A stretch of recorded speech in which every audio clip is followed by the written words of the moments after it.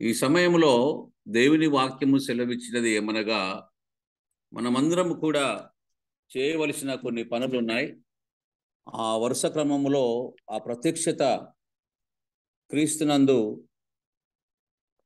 మనకు ప్రత్యక్షమైనట్లుగా చూస్తూ ఉన్నాం. ఇక్కడ యోహాను పత్రిక 3 పత్రికలు మరియు ప్రత్యక్షత గ్రంథము ఈ 4 కలిసి ప్రియుడైన యేసుక్రీస్తుకు ప్రియ శిష్యుడైన యోహాను రాసినట్లుగా చరిత్రకారులు బైబిలు మనకు తెలియజేస్తూ ఉన్నది. 7 సంఘములకు మరి దాని ఫలితము మరియు శిక్ష, చేయవలసిన పనులు చక్కగా చేసి న్యాయ నిర్ణేతలుగా యేసుక్రీస్తు వారు ఉన్నట్లుగా మనం చూస్తూ ఉన్నాం. అనగా సంఘములను పరిశీలించే ఆ యొక్క బాధ్యత సంఘ కమిటీలు, క్రైస్తవులు మరి వారి వారి పనులు చేయులాగున ప్రోత్సాహపరిచే మాటలుగా మనం ఇక్కడ దీనిని చూస్తూ ఉన్నాం. ముఖ్యంగా ఈ యొక్క ప్రకటన గ్రంథములో 7 సంఘములు మరి ప్రపంచ భూగోళానికి గుర్తుగా ఉంటూ ఉన్నాయి. 7 ఖండాలకు గుర్తుగా ఉంటూ ఉన్నాయి. ప్రపంచ భూగోళం అంతా ఇవాళ 195 దేశాలతో నిండినటువంటి ఒక గొప్ప భూగోళ సమూహము. దాదాపు 800 మిలియన్ల ప్రజలు జీవిస్తున్నటువంటి భూగోళం. ఈ భూగోళంలో 7 ఖండాలు ఉన్నాయి.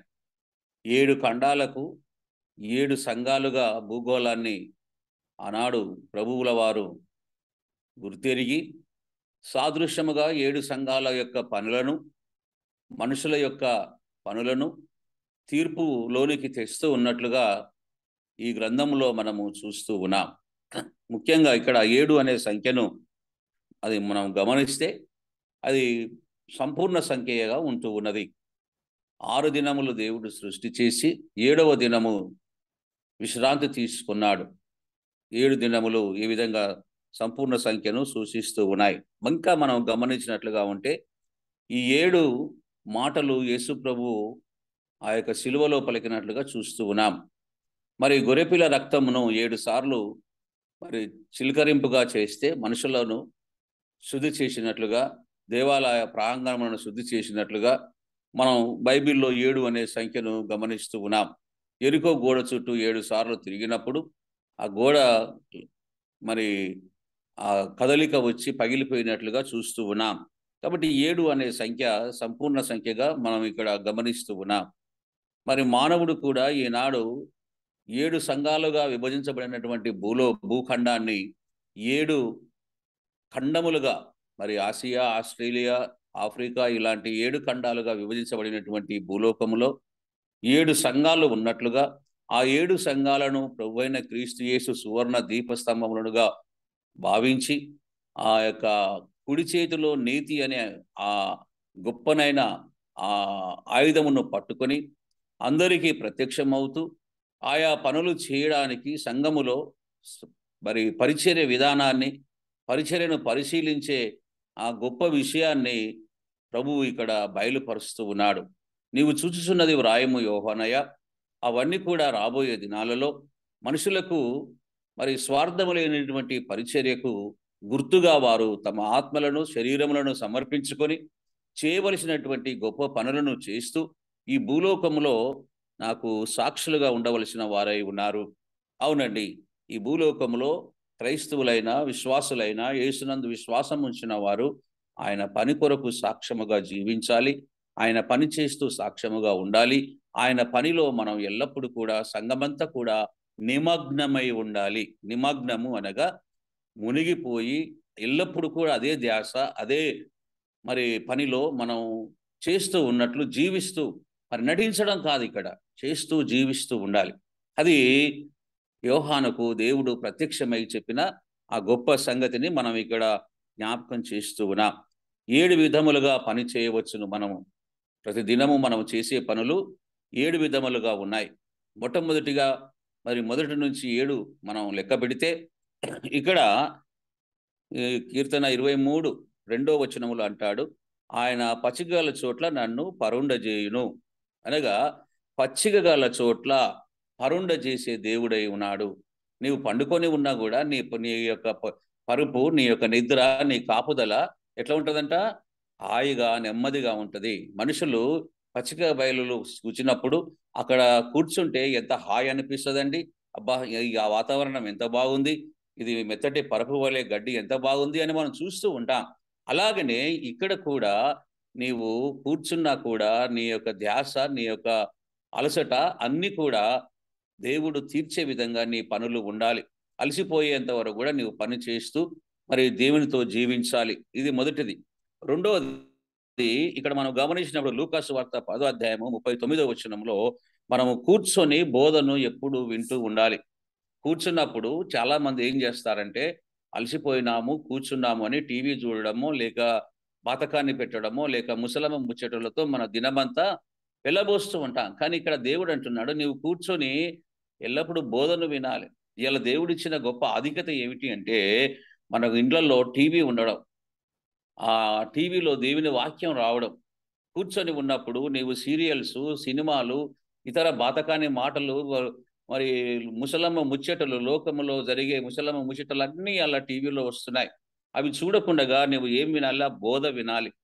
పండుకున్నప్పుడు పచ్చిగల చోట్ల ఆయన నిన్ను కూర్చుండబెడతాడు. ఆ కూర్చున్న విధానంలో నీవు దేవుని యొక్క బోధకు ఎక్కువగా సమయం ఇవ్వాలి. According to Luke 10 chapter 39 verse. అదేవిధంగా నడత. ఈ నడత దేనికి గుర్తుగా ఉంటున్నదంటే, 1 యోహాను 1వ అధ్యాయం 7వ వచనములో అన్యోన్య సహవాసము కలగడానికి నడవాలి. మనము ఆయనతో కూడా నడవాలి. మనం ఆయనతో కూడా ప్రార్థన చేయాలి. మన పని ఎల్లప్పుడూ కూడా సముద్రంలో వెళ్ళినా కూడా పనుల మీద ధ్యాస కలిగి దేవుడు జీవించాడు. ఆనాడు శిష్యుల వెంబడి మరి పెను తుఫానులు వచ్చినప్పుడు ఆ ప్రభువు పడుకున్నట్లుగా ఉంటూ ఉన్నాడు. లేపిన వెంబడే ఆయన వాటిని గద్దించాడు. ఆయన వాటిని గద్దించి తన శిష్యులను కాపాడుకున్నాడు. శిష్యులు తమ పనులు చేసుకుంటూ వలలు వేస్తూ ఉంటే వలలో చేపలు రాలేదని గమనించి వారి అవసరతను తీర్చినాడు. ఇవాళ సంఘములో చాలా మంది, మా కుటుంబం బాగుంటే చాలు, నేను బాగుంటే చాలు, మా మేటి వాళ్ళు సంఘ పెద్దలు అయితే చాలు, మాకు ఇంకా ఇతరులను గురించిన ఆలోచన ఉండకూడదు అని అనుకుంటారు. కానీ ప్రియులారా, సంఘము నీకు ఎందుకు ఇచ్చినదంటే వారితో నడవడానికి. యేసు ప్రభు సంఘముతో ఉన్నాడు. సంఘముతో మనం నడవాలి. సంఘముతో మనం సహవాసం చేస్తూ యేసుక్రీస్తును కనుగొనాలి. సంఘములో ఎవరిని కనుగొనాలి? నీ మేటిని, నీ యొక్క పెదవిని, నీ యొక్క బంధువులను కాదు నీవు కనుగొనవలసినది. నీవు నడవలసినది సువార్థికులతోనూ, బోధతోనూ, యేసుక్రీస్తు యొక్క అడుగులతోనూ నీవు నడుస్తూ ఉండాలి. ఇది మరి నీవు ఆ నడతకు గుర్తుగా ఉంటూ ఉన్నది. మరి ఇంకోటి 4వది చూసినప్పుడు, అన్యోన్య సహవాసముగా మనం ఆయనతో జీవిస్తూ ఉన్నాం. మొదటిది, పండుకున్నప్పుడు పచ్చిక బయలు లాంటి స్వేద తీర్చే దేవుని వాక్యముతో నువ్వు ధ్యానిస్తూ ఉండాలి. కూర్చున్నప్పుడు దేవుని బోధ వినాలి. మూడవది, కూర్చున్నప్పుడు బోధ వినాలి. మరి 4వది, నడత సహవాసము కలిగి దేవునితో నీవు సంఘముతో నడుస్తూ సంఘ పనులన్నీ కూడా కుంటుపడకుండా చేయాలి. అదేవిధంగా 5వది చూసినప్పుడు పరిగెత్తాలి. 2వ కొరింథీ 12వ అధ్యాయం, హెబ్రీ పత్రిక 12వ అధ్యాయం 2వ వచనం, పరిగెత్తాలి. పౌలు అంటాడు, మనము రక్తము కారునంతగా పరుగెత్తలేదు. ఇంకా మనము రక్తము కారునంతగా పరుగెత్తలేదు. సులువుగా చిక్కులబెట్టు పాపములను అలాగే ఉంచుకున్నాం. సంఘం పనులు చేయాలని ఆశపడుతూ ఉన్నాం. సంఘాన్ని ముందుకు తీసుకెళ్లాలని, పరిచర్యను ముందుకు తీసుకెళ్లాలని ఆశపడుతున్నాం. కానీ ఇక్కడ నీకొకటి కొత్తగా ఉన్నది. పరిగెత్తడం అనేది అభివృద్ధిని సూచిస్తూ ఉన్నది. నీవు చేస్తున్న పనిలో అభివృద్ధి కనిపించాలి సకల జనులకు. ఆ అభివృద్ధి ద్వారా నీవు, నీ కుటుంబము శ్రమ పొందిన, బాధ పొందిన దేవునితో నీవు సాక్షిగా ఉండాలి. అందుకని ఇవాళ మరి ఈ 5వ సంఖ్యలో మనం గమనించినప్పుడు మన పరుగు ఎలా ఉండాలి? అభివృద్ధి కొరకైన పరుగే ఉండాలి. కుంటుపడడానికి, లేక వాగ్దానం చేసినప్పుడు, లేక ప్రమాణం చేసినప్పుడు నీవు నీ ప్రమాణాన్ని పూర్తి చేయకుండా అలాగే ఉంచితే దేవుని పనులు ఆగిపోతాయి. ఇవాళ దేవుని పనులు చేయడానికి మనం పరిగెత్తాలి. అభివృద్ధి వైపు మన పరుగులు ఉండాలి. 6వది చూసినప్పుడు మనం ఇక్కడ చూస్తే మరి దూకుట, గంతులు వేయుట. ఎక్కడ? అపోస్తల కార్యములు 3వ అధ్యాయం 8వ వచనంలో పేతురు, యోహానులు ఆ యొక్క కుంటివాణిని చూచి, మా దగ్గర వెండి బంగారములు లేవు, కానీ యేసు నామములో నువ్వు స్వస్థత పొందుము అన్నప్పుడు ఆ యొక్క నా మాటను బట్టి, ఆ చేతను బట్టి, ఆ క్రియను బట్టి ఆ మనిషినికి కాళ్ళు వచ్చినాయి. ఆయన ఏం చేశాడు? దిగ్గున లేచి కట్టెను బట్టను పడవేసి గంతులు వేస్తూ దేవాలయంలోనికి వచ్చాడు. ఎంత మంచి మాట అండి. దూకుతూ ఇవాళ దూకుడు చాలా మందికి ఉంటుంది, గంతులు వేయడం చాలా మందికి ఉంటుంది. కానీ ఏమనుకుంటారు? తమ సొంత పిల్లలు తాను బాగుపడ్డాను లేక మాకు సంతోషం కలదని మీరు గంతులు వేస్తూ ఉండవచ్చును. కానీ ఇక్కడ నీవు దూకుట, గంతులు వేయుట దేనికి గుర్తుగా ఉండాలి? సంఘమంతా సంతోషపడేటట్లుగా ఉండాలి. నీ యొక్క పరుగు, నీ యొక్క సంతోషము, నీ యొక్క గంతులు వేయుట, నీ దూకుట సంఘములో అందరికీ సంతోషము కలిగించే విధంగా ఉండాలి. అప్పుడు ఆ కుంటివాడు నాకు బాగైంది కదా అని ఆయన బయటికి వెళ్ళలేదు. ఆయన తన ఇంటి దగ్గరికి వెళ్ళలేదు. వారితో పాటు దేవాలయంలోనికి నడుచుకుంటూ గంతులు వేస్తూ వస్తే సంఘమంతా చూసి, అభివృద్ధిని చూసి, ఆయనలో కలిగిన మార్పును చూసి, అయ్యో వీడు దేవాలయం ఎదుట బిచ్చబడుకునేవాడు కదా, వీడు గంతులు వేస్తూ దేవుని స్తుతిస్తూ లోపలికి వచ్చినాడు అని చెప్పి పేతురు, యోహానులతో పాటు చూసి ఎంతగానో మంచి సాక్ష్యం పొందాడు. ప్రియులారా, ఇవాళ మనము మన ప్రార్థనా జీవితాలు, మన యొక్క అనుదిన ప్రార్థనము అభివృద్ధి వైపు పరిగెత్తుతున్నామా? గంతులు వేస్తున్నామా? గంతులు వేసేటట్లుగా నీ పని కనిపించాలి. దూకే సంతోషములో నీ తోటి వారు సంతోషపడేటట్లుగా మన యొక్క ప్రవర్తన విధానాన్ని మార్చుకోవాలి. ఆఖరి మాట చెప్పి మనం ముందుకు వెళదాం. లేచుట, పైకి చూచి ఉన్నత స్థానము కొరకు మనం లేవాలి, లేచి నడవాలి. ఇది వాగ్దానము. ఈనాడు మనం పైకి చూడడం లేదు, చాలాసార్లు కింది వైపు, మనుషుల వైపు లేక ఎటో వైపు చూస్తూ ఉన్నాం. కానీ ఇక్కడ దేవుడు అంటున్నాడు, యెషయా గ్రంథం 43:10 ఏమంటాడంటే, వాగ్దానము చేసినాడు. వాళ్ళు బబులోను చెరలో ఉన్నారు, వారు బందీలుగా ఉన్నారు, వారికి దర్శనాలు లేవు, వారికి దేవుని వాక్యము లేదు, ప్రవక్త వారి మధ్యలో ఉండి మరి ప్రవచిస్తూ ఉన్నాడు. అయితే ఇక్కడ ప్రియులారా మనం గమనిస్తే ఆయన వాగ్దానం ఇస్తున్నాడు. మీరు ఆయననని గ్రహించిన ఎడల, మిమ్మల్ని నడిపించిన ఐగుప్తు దేశం నుండి మిమ్మల్ని నడిపించిన దేవుడనని, ఎర్ర సముద్రము దాటించిన వాడనని, ఫరో యొక్క శ్రమల నుంచి బయటకు తీసుకొచ్చిన వాడనని నన్ను మీరు చూచి గమనించిన ఎడల నేను మీకు తోడై ఉంటాను. ఎంత మంచి వాగ్దానం అండి. నువ్వు ఎక్కడ చూడాలి? దేవుని వైపు చూడాలి. దేవుని సహాయం కొరకు వెతకాలి. దేవుని ప్రజల రక్షణ కొరకై వెతకాలి. ఇవాళ దేవుని ప్రజలు ప్రియులారా తెలియక ఎన్నో అడ్డదారులు తొక్కుతూ ఉన్నారు. దేవుని మాటలు తెలియక ఎంతో మంది మరి ఎన్నో పుక్కడి పురాణాల మాదిరిగా వారి వారి జీవితాలను నాశనం చేసుకుంటున్నారు. ఇలా వారి వైపు చూడాలి. దేవుని వైపు చూచి వారి యొక్క రక్షణ కొరకు, వారి యొక్క సంఘ సహవాసము కొరకు వారు దేవుని దగ్గరికి నడిపించబడడానికి నీవు నేను ఒక విశ్వాసులుగా దేవుని వైపు చూచి రక్షణ వైపు వారిని నడిపించాలి. ఇలా యోహానుకు దేవుడిచ్చిన ప్రత్యక్షత అదే. దేవుడు ఎందుకు ఆ ప్రత్యక్షత ఇచ్చాడు? దేవుడు ఎందుకు ఇచ్చాడంటే, నీవు చూసిన వాటిని, కన్న వాటిని, నేర్చుకుంటున్న వాటిని ఇతరులకు బోధించు. నీ యొక్క పనులు సంఘంలో తేటగా ఇతరులకు కనిపించనివ్వు. నీ యొక్క వాగ్దానములు దేవుని కొరకు, నీ ప్రమాణములు, నీ మొక్కుబడులు చెల్లించి ఆయన సన్నిధానములో ఈ 7 విషయాలు నువ్వు విని నేర్చుకొని సాక్షిగా ఉండమని దేవుడు మనను ఆజ్ఞాపిస్తూ ఉన్నాడు ప్రియులారా. కాబట్టి ఇవాళ దేవుని యొక్క కార్యములు వాగ్దానము రూపకంగా మనకు అప్పగించబడ్డాయి. దేవుని పనులను మనం చేయడానికి ఆయన అంటున్నాడు, నీవు ఆకాశము వైపు నన్ను చూడండి, నేను ఆయననని, భూలోకాన్ని సృజించిన యెహోవానని, మనుష్య కుమారునిగా వచ్చిన యేసయ్యనని, పరిశుద్ధాత్మ ద్వారా మీకు పనులను అప్పగించి భారములను సులువుగా చేసి మీ యొద్ద యుగ సమాప్తి వరకు జీవిస్తున్న వాడనని మీరు గమనించి ఆ వాగ్దానములను మీరు స్వతంత్రించుకొనుడని దేవుడు మనకు సంఘ రూపేణ మనకు ఏం చేస్తున్నాడు? ఆజ్ఞ ఇస్తూ ఉన్నాడు. కాబట్టి ఇవాళ నీవు నేను కూడా 1 పేతురు 5:6-7 గమనిస్తే ఇక్కడ ఒక 4:10, 1 పేతురు 4:10 చేస్తే ఆయన అంటాడు, మరి దేవుని యొద్ద నుండి పంపబడిన ఉన్నది. ఏం పంపబడుచున్నది? కృప పంపబడుచున్నది. నీకు వరాలు ఇస్తలేంటే దేవుడు ఇక్కడ. ఏది ఆ కృప?